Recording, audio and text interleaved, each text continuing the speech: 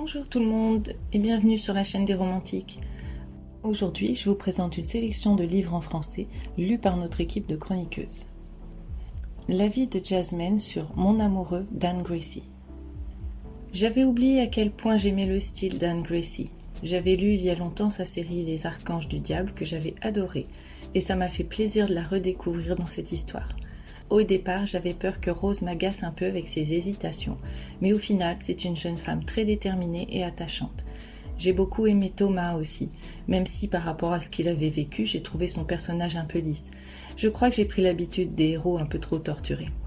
Leur romance est adorable et agréable à suivre. L'histoire en elle-même n'est pas forcément très originale, mais elle fonctionne bien. Bref, j'ai passé un très bon moment de lecture et je recommande ce livre. L'avis d'Aline sur L'imposteur des beaux quartiers de Johanna Schupp. Un livre que j'ai aimé, même si par moments Marion m'a agacée. Pourquoi ne lui parle-t-elle pas plus ouvertement? Et Franck également, notamment par rapport à ses décisions. Mais j'ai quand même aimé l'histoire entre eux deux et leurs différentes péripéties. J'ai retrouvé cet auteur avec plaisir. Les univers qu'elle crée nous emportent tranquillement. C'est un premier tome qui installe aussi la suite. On est assez curieux de la découvrir et d'en apprendre plus sur certains personnages. L'avis d'Aline sur La nuit des amants d'Amanda Quick. J'ai bien aimé l'histoire. Par moments, j'ai désapprouvé Lucas. Tout commence un peu comme un défi. Va-t-il ravir sa belle? Avant de se muer doucement en autre chose, avec les sentiments qui apparaissent. On comprend les doutes de Victoria. On comprend ses craintes. Son vécu y est pour beaucoup. Admettre ce qu'elle ressent est difficile. Deux personnages qu'on apprend à connaître au fil des pages. On s'attache, on s'agace et on sourit des différentes situations. Et il y en a beaucoup. Un livre qui passe vite et où on ne s'ennuie pas. L'avis de Sacre-Lieu sur Crime en lettres d'or de Nora Roberts. Encore une fois, je me suis laissée entraîner dans cette enquête d'Eve Dallas et la romance entre elle et son mari. Pourtant, cette fois, en ce qui concerne le côté romance, le style me semblait différent. C'est une impression qui s'est faite dès le départ et a perduré jusqu'à la fin. Au point que dès les premières pages, j'ai pensé que le traducteur avait changé. Et pourtant non.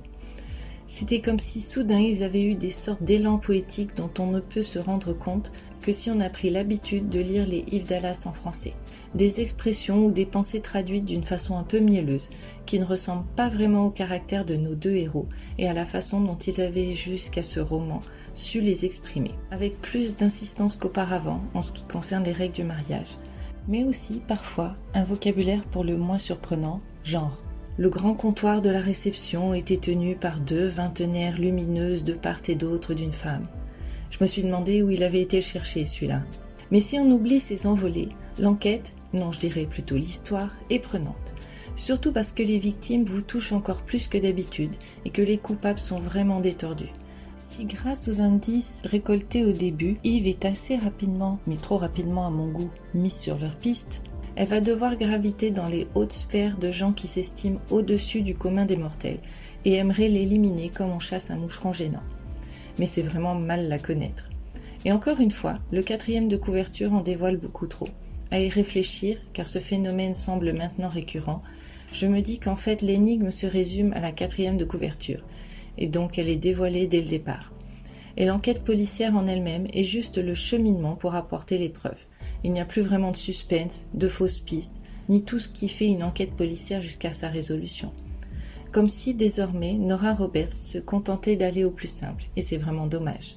Cependant, si vous aimez Eve Dallas et Connor, les personnages secondaires, les percées dans un univers futuriste, le côté malgré tout policier du roman, l'écriture fluide de l'auteur, ne vous privez pas de ce nouvel opus traduit en français. Il est très agréable à lire et j'y ai pris beaucoup de plaisir malgré tout. L'avis de Sacre-Lieu sur Très chère Valentine d'Adriana Trigiani. À travers 3 générations, de la grand-mère à la petite-fille, c'est l'histoire d'une famille italo-américaine. Et dès le début, on ne peut en douter. J'ai eu l'impression que l'auteur, en racontant son histoire, parlait avec les mains. Alors c'est vrai que c'est un roman sympa, rempli d'émotions, mais j'ai mis un temps fou à le lire. Dès que je lisais 3 pages, je refermais le livre et ça me pesait de le rouvrir. Tout était trop. Des descriptions à n'en plus finir. Mariage, famille, lieux, chaussures, mode, etc. Pourtant, les personnages sont sympathiques et attachants, chaleureux les uns envers les autres. C'est une famille qui s'aime. J'ai beaucoup aimé Valentine qui se bat pour sauver l'entreprise familiale au détriment de sa vie amoureuse.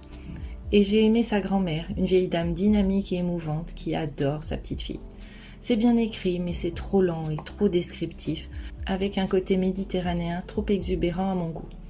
Toutefois, si vous aimez New York, l'Italie, les familles chaleureuses, les histoires d'amour compliquées où la vie professionnelle prime avant tout, une fin qui n'est pas du tout dans les codes de la romance, du moins en ce qui concerne l'héroïne, la cuisine, les lieux enchanteurs, la mode et surtout les chaussures, le tout au centre de l'Italie, vous allez vous régaler.